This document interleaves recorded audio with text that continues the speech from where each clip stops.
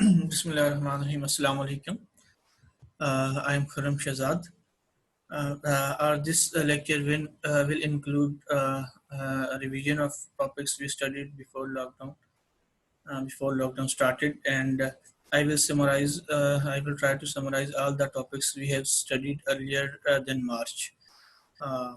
Our last lecture included the ASIM Code of Ethics, which were basically about the computer machinery and organization related to computers and their impacts on the society and organizations. अब जिस तरह वक्त के साथ साथ computer technology में तरक्की आती गई तो नेक्स्ट जो स्टेप था वो था cyber space.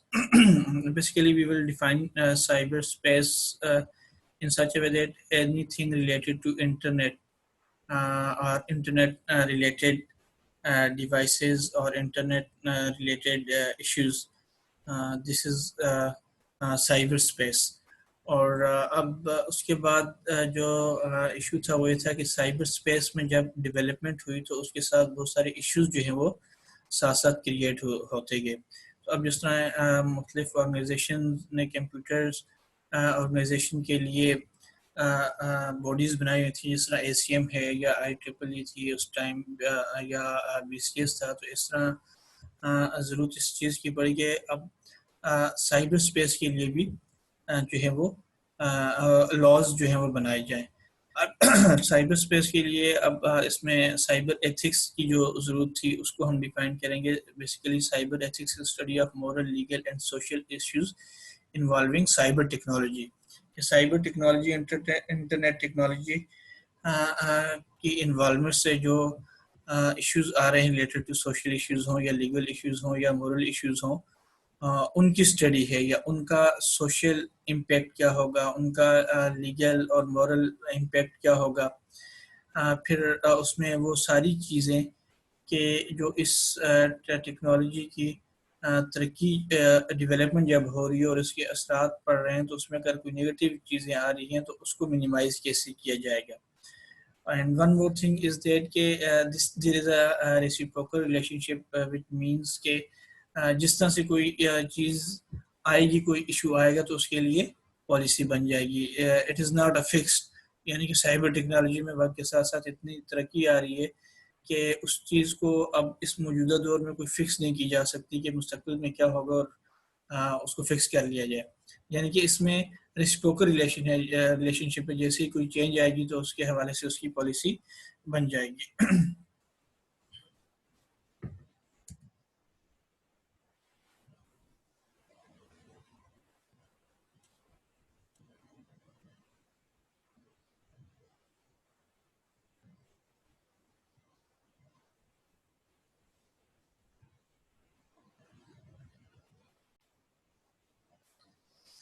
اب سائبر ٹیکنالوجی میں کیا کیا چیزیں انکلوڈ ہیں ان سب کی ڈیٹیلز یہاں پہ دی گئی ہے. Cyber technology refers to a wide range of computing and communication devices from stand alone computers کو کنیکٹڈ اور نیٹ ورک کمپیوٹرز. اس میں اسٹینڈ الون ڈیوائسز جتنی بھی ہوں ان سے لے کر جو نیٹ ورک کمپیوٹنگ ہے، چاہے وہ لین ہو، چاہے وہ when who, internet who it self, تو یہ ساری چیزیں جو ہیں وہ کس میں آتی ہیں؟ سائبر ٹیکنالوجی میں ہی آتی ہیں. اب network devices can be connected directly to the internet. They can also be connected to other devices through one or more privately owned network. یہاں پہ وہی لینز اور وینز کی بات کی گئی ہے کہ یہ جو چیزیں ہیں یہ بھی سائبر ایتھکس میں آتی ہیں، کیونکہ انٹرنیٹ ہو یا انٹرنیٹ ہو، جب ان کے آپس میں کنیکشنز ہوتے ہیں تو پھر اس طرح کے ایشو جو ہیں وہ آتے ہیں کہ ایک دوسرے کہ ڈیٹا میں انٹرپشن ہو سکتی ہے، ایک دوسرے کے ڈیٹا کو مس یوز کیا جا سکتا ہے، ہیکنگ کے جو ہے وہ چانسز ہوتے ہیں. تو ان ساری چیزز کو بھی انکلوڈ کیا گیا ہے سائبر اسپیس میں. اچھا، اس کے علاوہ اب جب ہم اسٹڈی کرتے ہیں تو اسٹارٹنگ سے کہ سائبر ایتھکس کو فیزز میں ڈیوائڈ کیا گیا ہے کہ اس کے تقریباً 3 یا 4 فیزز ہیں ٹائم پیریڈ کے حساب سے. جب سے اسٹیپ بائی اسٹیپ اس میں ڈیولپمنٹ ہوئی ہے تو اس میں پہلا فیز ہم نے جو رکھا ہے وہ 1950 سے 1960 سے. آلدو کہ اس ٹائم سائبر ٹیکنالوجی اس طرح سے نہیں تھی، اسٹینڈ الون مشینز ہوتی تھیں یا لارج مین فریم کمپیوٹرز ہوتے تھے، لیکن اس میں کچھ اس طرح کے پرابلم آئے کہ مستقبل کو سامنے رکھتے ہوئے ڈیٹا پرائیویسی یا آرٹیفیشیل انٹیلیجنس کے جو پرابلم آ سکتے تھے ان کو سامنے رکھا گیا۔ پھر دوسرا دور 1970 سے 1980 تک ہے، جس میں مائکرو کمپیوٹرز اور پی سیز جو ہے ان کو انٹر کنیکٹ کر کے پرائیویٹلی اون نیٹ ورکس بنائے گئے۔ اس میں ایشوز یہ تھے کہ انٹلیکچوئل پراپرٹی اور سافٹ ویئر پرائیویسی اور ایکسچینج آف ریکارڈز وغیرہ کے ایشوز ہو رہے تھے، ان پہ کوئی چیک نہیں تھا، کچھ اس طرح کا سسٹم نہیں تھا کہ اس جو انلیگل یوز ہے اس پرائیویٹلی اون نیٹ ورکس کا وہ رک سکے۔ اس کے بعد 90s سے جو ہے وہ ایک طرح سے بوم سٹارٹ ہوا ہے جب انٹرنیٹ اور ورلڈ وائڈ ویب آئے، تو اس کے ساتھ ساتھ جو ہے وہ بہت سارے پرابلم اور جو ہے وہ کریٹ ہوئے ہیں جن پہ چیک لگانا یا جن کے حوالے سے کوئی رولز یا لاز بنانا لازمی تھے۔ اس میں کچھ ایشوز تو وہ انکلوڈ تھے جو فیز 1 اور فیز 2 کے ہیں۔ اس کے علاوہ فری سپیچ کا ایشو تھا، انونیمٹی کا، لیگل ریسٹرکشن، ورچوئل کمیونیکیشنز کے ایشوز تھے کہ کوئی دنیا کے کسی بھی کونے میں بیٹھ کر کسی کے بارے میں کچھ بھی بول دے تو ایک طرح کسی یہ فری سپیچ کہلاتی ہے کہ اس کے بارے میں کیا کیا جائے کہ کسی کے اگر کوئی نسل کو، رنگ کو، مذہب کو، سیکٹ کو ہٹ کر رہا ہے تو اس کے لیے کوئی رول ہونا چاہیے۔ مس یوز کر رہے کوئی انٹرنیٹ کو کہ انونیمس ہوگا کہ کسی کا نام یوز کر کے اس کا جو ہے وہ ایک طرح سے اپنے آپ کو کسی اور کے نام سے شو کر کے کوئی کام کر رہا ہے تو اس کی کیا لاز ہوں گے، اس کو کیسے روکا جائے۔ ورچوئل کمیونیکیشنز سے ریلیٹڈ جو ہے وہ رولز بنانے کی جو ہے وہ ضرورت تھی اس ٹائم۔ پھر اب جو کرنٹ ایک دور گزر رہا ہے یا نیئر فیوچر کا دور گزر رہا ہے تو اس میں یہ بوم اور ترقی کر گیا، یعنی کہ یہ ایک طرح سے نینو ٹیکنالوجی کی طرف چلا گیا ہے اور جیونامک ریسرچ اب جو ہے وہ ہو رہی ہے۔ تو اس میں بھی ایشوز جو ہیں وہ آ رہے ہیں کہ اگر فار ایگزامپل جس طرح اب فار ایگزامپل سمپل ایگزامپلز اگر ہم اس کی لیں related to electronic agents boards کے ریبورٹس جو ہم بناتے ہیں فار ایگزامپل اس میں ایسا کیا رکھا جائے کہ ان کی انٹیلیجنس کو کنٹرول کیا جائے، ان کی ڈیسیژن میکنگ پاور کتنی ہونی چاہیے، ٹھیک ہے، یہ ساری چیزیں اس میں بیسیکلی انکلوڈ تھیں۔ اچھا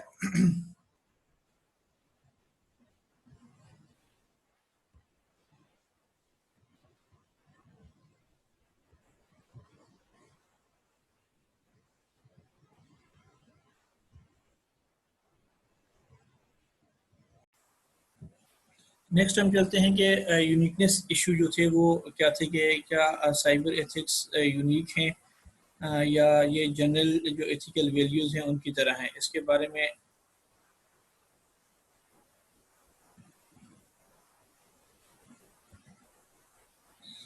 اب ہم چلتے ہیں اس کے بعد یونیکنیس ایشوز کے بارے میں کہ کیا یہ سائبر ایتھکس یونیک ہیں یا جنرل جو ایتھیکل ایشوز ہیں ان سے ریلیٹڈ ہیں۔ تو اس کے لیے جو ہے وہ ایک ایگزامپل جو ہے وہ دی تھی ایمی امبور کے کیس کی۔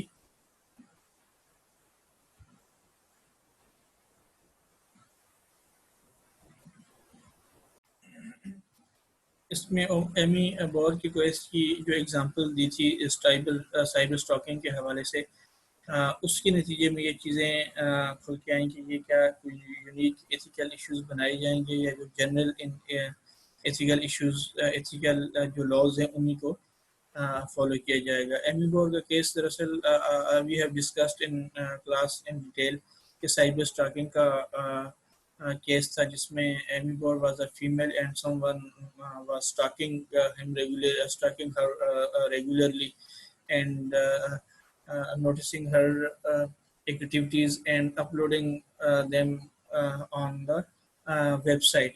اس بندے نے ایون کہ اپنی ویب سائٹ بھی بنائی ہوئی تھی اور جس میں وہ ایچ اینڈ ایوری تھنگ جو ہے وہ اپلوڈ کرتا تھا، اور ایون کہ یہاں تک بھی اپلوڈ کرتا تھا کہ اب اس نے کیا کہ اب اس کو کس دن اس نے مرڈر کرنا ہے، اور یہ ساری چیزیں اس نے ریگولر اپنی ویب سائٹ پہ اپلوڈ کی ہوئی تھی اور اس نے مرڈر کر بھی لیا تھا۔ تو اس واقعے کے بعد جو ہے وہ یہ چیز سامنے آئی کہ اس انٹرنیٹ یا سائبر ٹیکنالوجی کو کنٹرول کرنے کے لیے یا اس پہ چیک رکھنے کے لیے ایتھیکل لاز بنائے جائیں. اب اس میں دو ویوز تھے, ایک ٹریڈیشنلسٹ تھے اور ایک یونیکنیس پروپوننٹس تھے. ٹریڈیشنلسٹ کا یہ کہنا تھا کہ ایتھیکل جو چیزیں ہیں وہ, یعنی کہ اس کو سمپل یہ کہیں گے crime is crime and murder is murder, اس میں نتھنگ از نیو, کہ یہ اسٹاکنگ, سائبر اسٹاکنگ ہو یا عام اسٹاکنگ ہو, وہ ایک کرائم ہی ہے. اور جب یونیکنیس پروپوننٹس جو تھے ان کا یہ کہنا تھا کہ بہت ساری چیزیں جو ہے وہ سائبر ٹیکنالوجی کی وجہ سے انٹروڈیوسڈ ہوئے ہیں, تو ان کو دیکھنے کے لیے بھی یونیک ایتھیکل جو ہیں وہ لاز جو ہیں وہ بنائے جائے تاکہ یہ اس طرح کی جو کرائمز ہیں ان پہ کنٹرول کیا جائے. اب اس میں اپنی ایک طرح سے ان پہ نظر دہرائی جائے تو ہیں تو دونوں اپنی جگہ صحیح بھی ہیں, کہ اس میں ایسی ٹیکنالوجی تو یوز ہوئی ہے جس کی وجہ سے وہ کرائم بڑھا ہے, لیکن اٹ سیلف اسٹارٹنگ اس ٹیکنالوجی سے پہلے بھی ہوتی تھی. اب traditionalists and uniqueness proponents are partially correct. Traditional correct point of out there no new ethical issues have been introduced by computers. Uniqueness proponents are correct in that cyber technology has complicated our analysis of traditional ethical issues. اب انہوں نے دونوں کے جو ہے وہ point of views یہاں پہ ڈسکس کیے ہوئے ہیں. اس میں ڈسٹنگوش اس چیز میں ہونی چاہیے کہ یونیک ٹیکنالوجیکل فیچر اور یونیک ایتھیکل ایشوز جو ہیں یہ دو چیزیں اس میں انکلوڈ ہو رہی ہیں. اب in early 80s there were no clear laws regarding the duplication of software programs which was made easy because personal computer. اب پالیسی وکی مرائز, اب اس میں بات اب یہ کر رہے ہیں کہ یہ اصل میں اس طرح کا کوئی لا ہی نہیں تھا کہ سافٹ ویئر کو کس طرح یوز کرنا اور کس طرح یوز نہیں کرنا, کس بندے کو کون سے سافٹ ویئر تک یا انٹرنیٹ کے سائبر ٹیکنالوجی کے کون سے وہ کہتے ہیں کہ لیول تک ایکسیس ہونی چاہیے, یہ نہیں ہونی چاہیے. یہ ساری چیزیں اس کی کوئی اتھرائز پرسن کر سکے یا ہر کوئی کر سکے, ان جنرل ہر کوئی اس کو یوز کرتا تھا. تو یہ چیزیں جو ہیں وہ ایک طرح سے ویکیوم کریٹ کر رہی تھیں. اب اس میں ہم نے جب آگے اس کو اسٹڈی کیا تو اس میں یہ چیز پتہ چلی کہ سائبر ایتھکس جو ہے وہ اس کو ایز اے اپلائیڈ ایتھکس کے طور پر جب ہم اسٹڈی کریں گے تو تب اس میں ہم مزید جو ہے وہ لاز بنا سکتے ہیں, ان ایشوز کو ڈسکس کر سکتے ہیں, کیونکہ اس کی وجہ یہ ہے کہ اپلائیڈ ایتھکس جو ہے وہ پریکٹیکل ایتھیکل ایشوز کو اسٹڈی کرتے ہیں ہم. یعنی کہ جس طرح یہاں ڈیفینیشن بھی لکھی ہوئی ہے, applied ethics in like theoretical ethics examines practical ethical issues. It analyzes more issues from the vantage. Sorry, it is written as vintage. It is not vintage. It is vantage point of one or more ethical theories. Ethicists working in the field of applied ethics are more interested in applying ethical theories to the analysis of specific moral problems than in debating the ethical theories themselves. اب ان میں 3 perspective رکھے ہیں اس چیز کو define کرنے کے لیے اور سمجھانے کے لیے, کہ پروفیشنل ایتھکس, ٹھیک ہے, اور فلاسفیکل ایتھکس اور ڈسکرپٹیو ایتھکس. یہ بیسیکلی اپلائیڈ ایتھکس کی ایک طرح سے یہ سمجھ لیں کہ یہ برانچز ہیں, ٹھیک ہے. اب ان تینوں برانچز میں اپلائیڈ ایتھکس کو اور سائبر ٹیکنالوجی کو جو ڈسکس کیا گیا اس کے حوالے سے ڈفرینٹ اسٹیٹمنٹس ہیں ڈفرینٹ فلاسفرز وغیرہ کی. تو اس میں یہ ہے کہ according to this view cyber ethics is a field that identifies and analyses issues of ethical responsibility for professionals, computer professional. یہ اسپیسیفک برانچ ہوگی پروفیشنل ایتھکس کی, کہ جو آئی ٹی پروفیشنلز کو جو مسائل فیلڈ میں آ رہے ہیں اس کو ڈسکس کرتی ہے, ٹھیک ہے. ڈیزائننگ کے دوران ہو سکتے ہیں, ڈیولپمنٹ کے دوران ہو سکتے ہیں, maintaining computer hard where and soft where system کے دوران جو جتنے بھی ایشوز ڈسکس ہوں گے وہ ان کو پروفیشنل ایتھکس میں ڈسکس کریں گے. اب ہم نے اگزامپل دی ہے کہ اب اس ایتھکس کو سمجھانے کی, پروفیشنل ایتھکس کو سمجھانے کے لیے, کہ اگر فار ایگزامپل ایک سافٹ ویئر انجینئر ہے یا آئی ٹی پروفیشنل ہے, اس نے ورک کیا اور اس طرح کا سافٹ ویئر بنا دیا جو بگی ہے, یعنی کہ جو ان ریلائبل ہے, تو کیا اس کو جو ہے وہ as it is without mention کیے کہ اس میں پرابلمس ہیں سیل کر لینا چاہیے, یا اس کو مینشن کرنا چاہیے, یا اس کو جو ہے وہ دوبارہ اس پہ ورک کرنا چاہیے, کیا کرنا چاہیے؟ یہ چیزیں جو جتنی بھی ڈسکس ہوں گی پریکٹیکل چیزیں جو پروفیشنل ایتھکس میں ہوں گی, ٹھیک ہے. اس میں ڈون گوڈربرن کی اسٹیٹمنٹس دی گئی ہے، انہوں نے کس طرح سے ڈیفائن کیا گیا ہے، یہ آپ لوگ اس میں دیکھ لیجیے گا کہ انہوں نے ان کا پوائنٹ آف ویو تھا کہ یہ جسٹ لائک جو ہے وہ عام جو ایتھیکل ایشوز ہیں ریلیٹڈ ٹو میڈیکل ایتھکس اور لیگل ایتھکس، یہ اسی طرح کی جو ہے وہ سائبر ایتھکس بھی اسی طرح ہے، اس کو ڈفرینٹ نہیں ہے. ٹھیک ہے. اس نے یعنی کہ اس کو ٹیکنالوجی کو یوز کو ٹیکنالوجی کے یوز کی وجہ سے جو مسائل آئے ہیں اس کو انہوں نے ڈسکس نہیں کیا. اچھا، اب دوسرا پرسپیکٹو تھا فلوسوفیکل ایتھکس کا، جس میں مور کی جو اسٹیٹمنٹ ہے وہ زیادہ جو ہے وہ اہمیت کی حامل ہے، کہ انہوں نے کہا کہ اس میں عام جو ٹیکنالوجی ہے، چاہے وہ عام فیلڈز ہوں یا ٹیکنالوجی ہوں، میڈیکل ہوں یا انجینئرنگ فیلڈ ہو، آٹو موبائل ہو یا ایئر پلین ہو، اس میں ایشوز کچھ الگ طرح کے ہیں. یعنی کہ ان میں جو ایشوز آتے ہیں اس سے جنرل پبلک اس حد تک جو ہے وہ افیکٹ مطلب اس کا نہیں ہوتا جس حد تک سائبر اسپیس میں جو ایشوز آ رہے ہیں وہ پبلک اس سے جو ہے وہ افیکٹ ہوگی. تو یہ دو ان میں ڈفرینس تھے. اچھا، philosophical ethics 10 model of applied ethics. Philip Bray described the standard methodology used by a philosopher in applied ethics research having 3 stages. Flip برو نے جو اسٹینڈرڈ ماڈل دیا ہے فلوسوفیکل ایتھکس کا، اس میں انہوں نے یہ کہا کہ پہلے تو particular controversial practice as a model problem, کہ پہلے تو آپ آئیڈینٹیفائی کریں کہ پرابلم ہے کیا. ٹھیک ہے. دین describe and analyze the problem by clarifying concepts and examining the factual data associated with that problem. اس کے بعد جتنا بھی اس پرابلم کے ساتھ ریلیٹڈ ڈیٹا ہے، اس کے فیکٹس ہیں، اس کو گیدر کیا جائے، اس کو ایگزامن کیا جائے کہ یہ کس وجہ سے ہے. اب اس کے بعد apply moral theories and principle to reach a position about particular moral issue, کہ کیا مسئلہ ہے کیا اور ہونا کیا چاہیے تھا، what ought to do, what should be done and what is the problem. Okay. اچھا، یہ چیزیں وہی ہیں کہ دو چیزیں ہوتی ہیں کہ ایک تو جس طرح ہم نے ڈسکس کیا اس سے پہلے فلوسوفیکل ایشوز اور پروفیشنل ایتھکس. اب ان دونوں کو اس نے جو فلپ برے ہے اس نے رکھا ہے، اس میں اس کو کیٹیگرائز کیا ہے نارمیٹیو میں. ٹھیک ہے. ڈسکرپٹیو کو اس نے رکھا ہے تھرڈ میں، اور دو جو پہلے ہم کیس ڈسکس کر چکے ہیں وہ نارمیٹیو میں. اب ہم کو مطلب تھوڑا سا اس میں بات کروں گا کہ نارمیٹیو اور ڈسکرپٹیو میں ڈفرینس کیا ہے. اب اس میں لکھا بھی ہوا ہے کہ descriptive investigation report about what is the case, یعنی کہ ڈسکرپٹیو میں یہ چیز آتی ہے کہ کیس ہے کیا، جس طرح ہم نے فلوسوفیکل اور اس میں فرسٹ ون کیس جو تھا ہمارا پروفیشنل ایتھکس، اس میں ہم نے یہ پڑھا کہ کیس ہے کیا، وہ بیسیکلی کیا ہے، ڈسکرپٹیو ہے. اور وٹ شوڈ بی ڈن اور what ought to be the case, کہ اب ہونا کیا چاہیے اس چیز کو دیکھتے ہوئے، سیناریو کو دیکھتے ہوئے پریکٹیکلی کرنا کیا چاہیے، وہ کیا ہوگا، ڈسکرپٹیو ایتھکس ہوگا. ٹھیک ہے. فار ایگزامپل ہم نے یہاں پہ ایک ایگزامپل دی ہوئی ہے کہ اگر ایک کمیونٹی ورک فورس نے انٹروڈکشن کی ہے نئے ٹیکنالوجی کی، جہاں پہ آلریڈی 8000 ورکر کام کر رہے تھے، اور اس کو اس طرح کا سسٹم دیا ہے کہ وہ 8000 ورکر جو ہے وہ کام کرنے کے بجائے اب وہ پوری فورس ریپلیس ہو کے 5 لوگوں پہ آ جاتی ہے یا 3 لوگوں پہ آ جاتی ہے.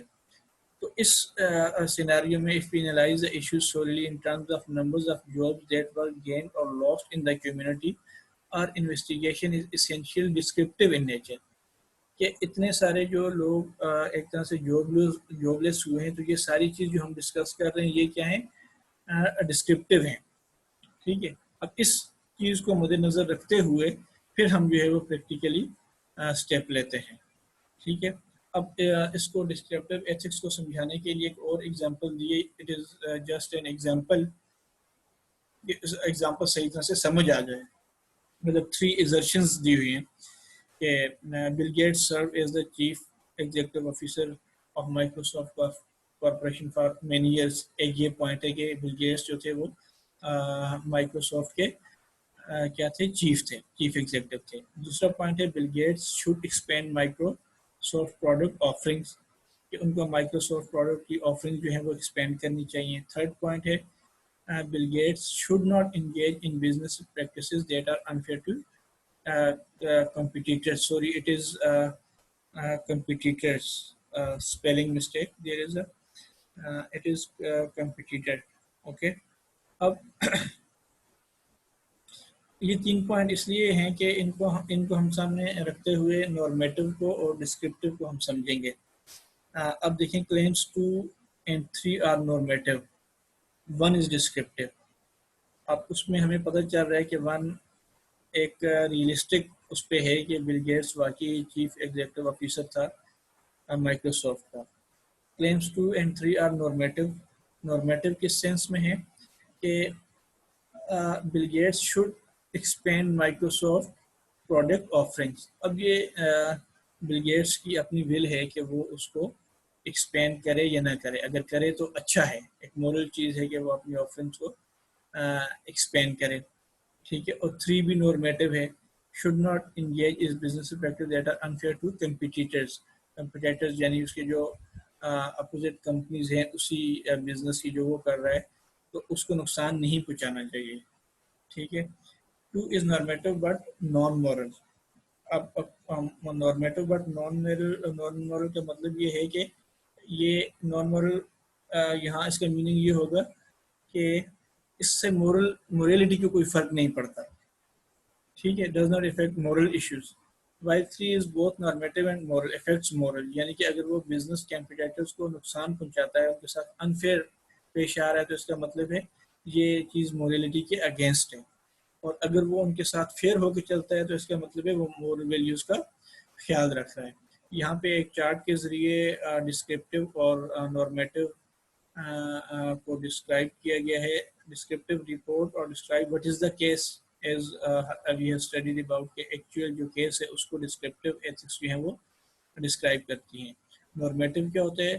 Prescribe what ought to be the case, کہ کیس ہونا کیا چاہیے. ٹھیک ہے. اب کیس ہونا کیا چاہیے، اس میں 2 ڈویژن کی ہوئی ہیں. نان مورل سے یہاں مراد یہ ہے کہ جو مورل ویلیوز کو افیکٹ نہ کرے، does not affect the moral values. ٹھیک ہے. اب اس میں یہ ہے کہ involving standards such as art and sports, criteria for good painting or an outstanding athlete. کہ یہ جو چیزیں ہیں اس سے موریلٹی کو کوئی خاص فرق نہیں پڑتا اگر ہوں یا نہ ہوں. بندے کی یا آرگنائزیشن کی اپنی ول پہ ہوتا ہے کہ وہ جس طرح کے اسٹینڈرڈز بھی رکھے. اور مورل میں یہ چیز دیکھنی پڑتی ہے کہ یہ چیزیں ہیومینٹی کے یا سوسائٹی کے اگینسٹ تو نہیں ہیں، وہ اس کی prescribe or evaluate in matters having to do with the fairness and obligations. یہ چیزیں اس میں مورل میں دیکھنی پڑتی ہیں. اچھا، اس کے علاوہ یہ ایک سمری دی ہوئی ہے سائبر ایتھکس اور سائبر ایتھکس پرسپیکٹیو کی پروفیشنل فلسفیکل اور ڈسکرپٹیو تینوں کی ایک سمری دی ہوئی ہے، اس کو آپ اسٹڈی کر لیجیے گا. اس کے علاوہ اس کے بعد ہم نیکسٹ سلائڈ پہ جاتے ہیں.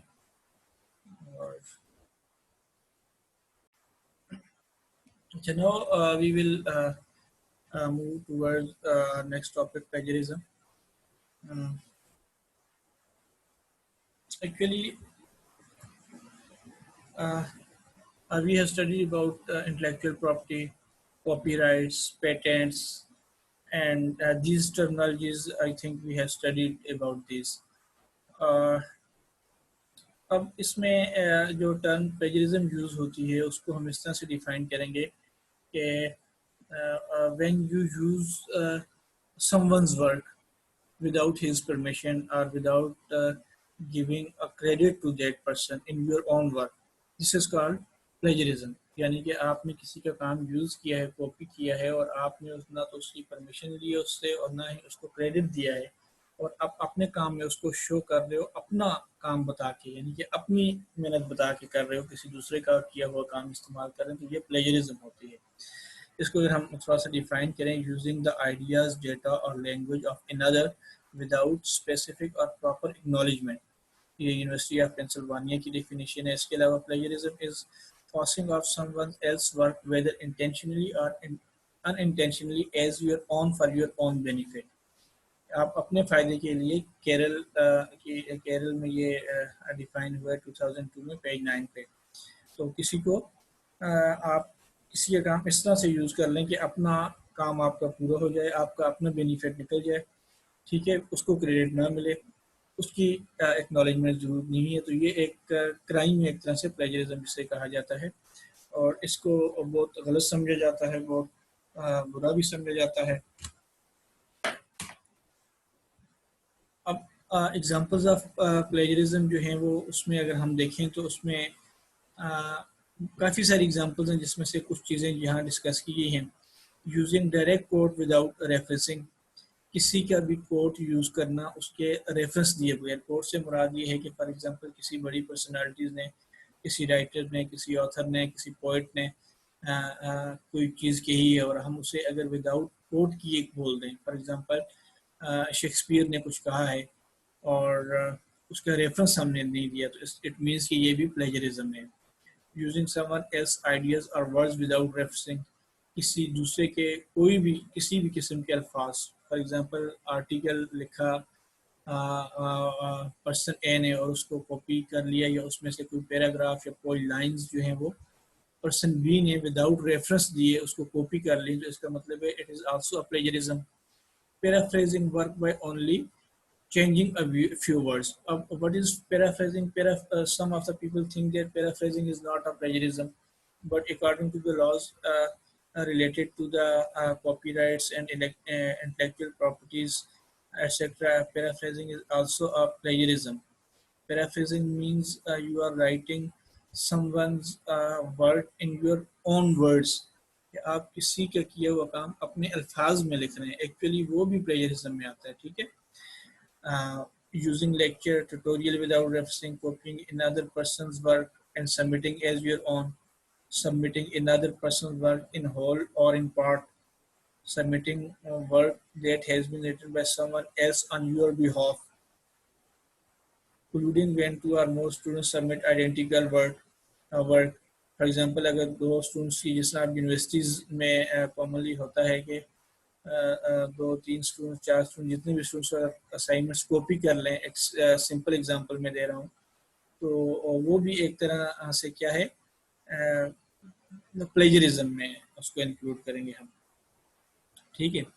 اب یہاں پہ وہ دوبارہ ٹرمینالوجیز ایک دفعہ ہم اس کو ڈیفائن کر لیتے ہیں کہ تاکہ آپ کے ذہن میں یہ چیز ذہنشین ہو جائے. Copyright is a form of protection provided by government to the authors of original works of authorship, include literary, dramatic, musical, artistic and certain other intellectual works. جو کام آپ نے خود کیا ہے, اپنی محنت سے کیا ہے, اپنی ریسرچ سے کیا ہے, تو اس کی جو ہے وہ پروٹیکشن جو ہے وہ گورنمنٹ دیتی ہے.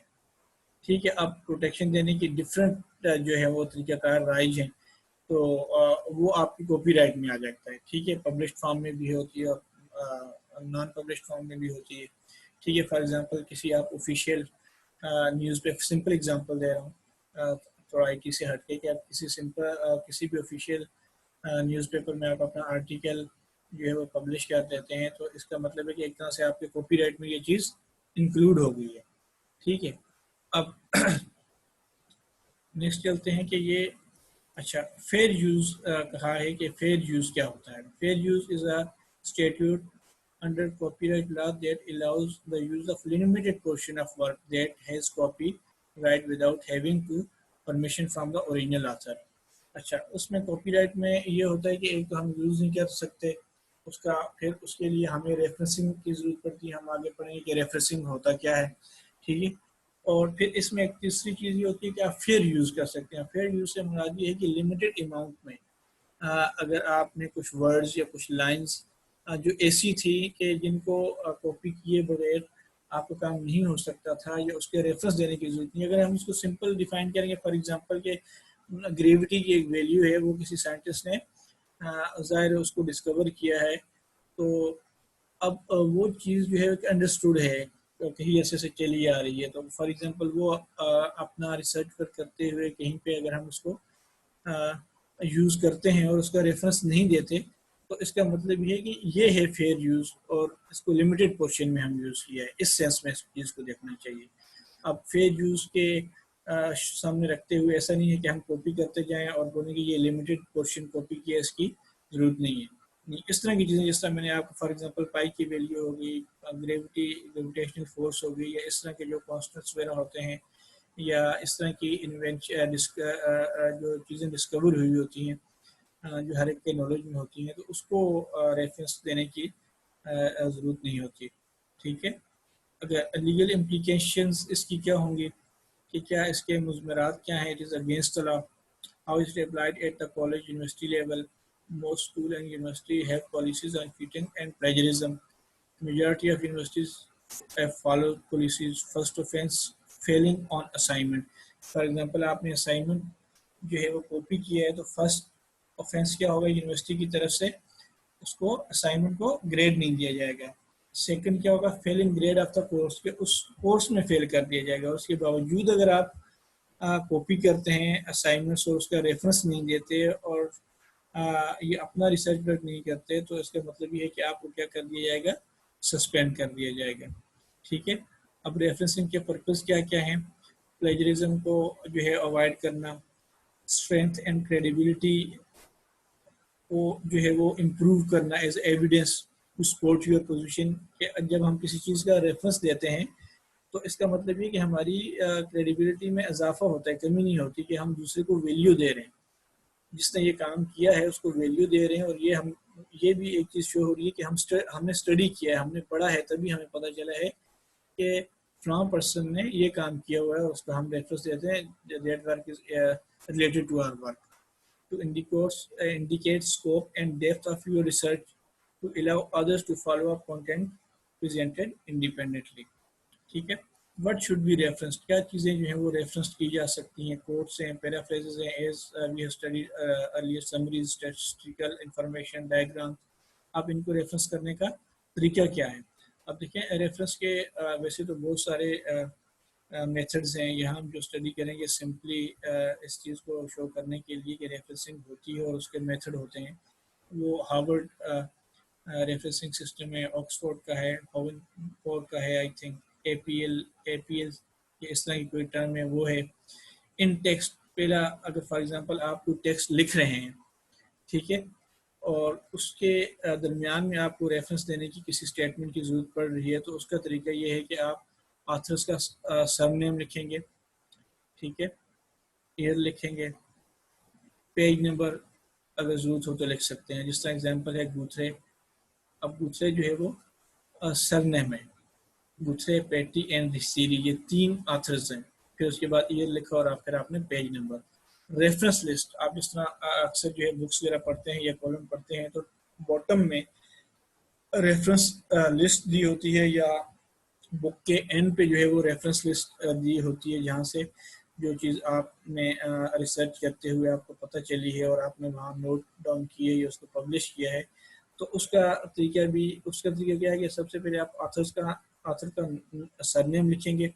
سر نیم کے بعد فرسٹ انیشیل سے مراد یہ ہے کہ آپ اس کا جو فرسٹ نیم ہے اس کا پہلا جو ورڈ ہے وہ لکھیں گے۔ ٹائٹل آف دا آرٹیکل، کہ آرٹیکل کون سا تھا، نیم آف جرنل، جس جرنل سے آپ نے لیے، volume, number, range of pages, کہ اگر ایک سے زیادہ پیجز ہیں تو اس کی رینج دی جائے گی۔ فار ایگزامپل جس طرح گوتھری جے، اب اس میں گوتھری جو ہے یہ سر نیم ہے، اور جے جو ہے اس کے فرسٹ نیم کا جو فرسٹ الفابیٹ ہے، ٹھیک ہے۔ اسی طرح پیٹی جو ہے وہ سر نیم ہے، اور آر اس کے فرسٹ نیم کا فرسٹ لیٹر ہے۔ اس طرح رشیری، اور اس کے بعد انہوں نے اس کا لکھا ہے ان ایئر 2006 میں۔ اب اس کے بعد آرٹیکل کا نام مینشن ہے voluntary reporting of intellectual capital comparing evidence from Hong Kong and Australia۔ اب یہ اس آرٹیکل کا اچھا خاصا بڑا نیم ہے، اور جرنل آف انٹلیکچوئل کیپیٹل ہے، والیوم بھی لکھا ہوا ہے، نمبر آف جو ہے وہ پیجز کی رینج بھی لکھی ہوئی ہے، 254 سے 271 تک اس کے پیجز ہیں۔ تو یہ ایک ریفرنسنگ کا میتھڈ ہوتا ہے. ٹھیک ہے, اب یہ میتھڈ جو ہم نے پڑھا ہے یہ جرنل اور آرٹیکل کا ہے. اس کے علاوہ بک کا جو ہے ریفرنس دینے کا طریقہ کیا ہے وہ بھی یہاں پہ مینشن ہے, اس کو بھی آپ نے اسٹڈی کرنا ہے. پھر اگر آپ کسی کے کوٹ کو جو ہے وہ ریفرنس کر رہے ہیں تو اس کا یہ ہے کہ اس کو پہلے تو آپ نے کوٹس میں لکھنا ہے, کامرز میں لکھنا ہے. جس طرح یہاں یہ ایک اسٹیٹمنٹ لکھی ہوئی ہے, دا annual report is most efficient way of an organization to communicate with those stakeholders etc. اور لاسٹ میں انہوں نے جسٹ نیم لکھے ہیں کالم کو بند کر کے, کوٹ کو بند کر کے, کوتھری, پیٹین, رشیری اور 2006. ٹھیک ہے, اور اس کے بعد پھر اپنی بات شروع کی ہے. جب یہ ریفرنس دے دیا ہے اٹس obvious دیٹ, اب یہ جو پرسن جو کام کر رہا ہے یا آرٹیکل لکھ رہا ہے اس نے پھر یہاں سے بات شروع کی, اٹ از obvious دیٹ سے. اچھا, پیرافریز کو بھی آپ نے اسی طرح سے کوٹ کرنا ہے آلموسٹ. ٹھیک ہے, اس میں یہ لکھنے کی ضرورت نہیں ہے, سال لکھنے کی ضرورت نہیں ہے. پیرافریز میں آپ نے اس آتھرز کا نام لکھ دیا. سمری میں تھوڑا سا میتھڈ چینج ہے کہ آپ نے آتھرز کا نام اور ایئر جو ہے وہ پہلے لکھنا ہے. ٹھیک ہے, explain how the stake holder and legitimacy theories makes use of content analysis such as in relation to annual reports وغیرہ. اسٹیٹسٹیکل انفارمیشن ہے, کوئی سروے کیا ہے آپ نے, ٹھیک ہے, یا انٹرنیٹ سے کوئی چیز آپ نے اٹھائی ہے تو اس کا ریفرنس دینا بھی فیکٹس اینڈ فگر کا لازمی ہے. ٹھیک ہے, اس میں ہم نے دو سٹائلز پڑھے ہیں, ان ٹیکسٹ ریفرنسنگ سسٹم اور نمبر نوٹس ریفرنسنگ سسٹم جو ہے وہ ہم پڑھ رہے ہیں. اس کو آپ نے یہ تینوں ٹائپس جو ہیں اس کو گو تھرو کرنا ہے, یہ بک میں بھی ڈیٹیل میں ہے. اس کے علاوہ میں نے گوگل کلاس روم کے جو گوگل کلاس روم ہے اس میں پیج نمبر کے ساتھ مینشن کیا ہوا ہے کہ آپ کہاں سے کیا چیز پڑھ سکتے ہیں. ٹائپس آف ریفرنسنگ ہارورڈ ہے, آکسفورڈ اور کیمبرج ہے, اے پی اے ہے. ٹھیک ہے,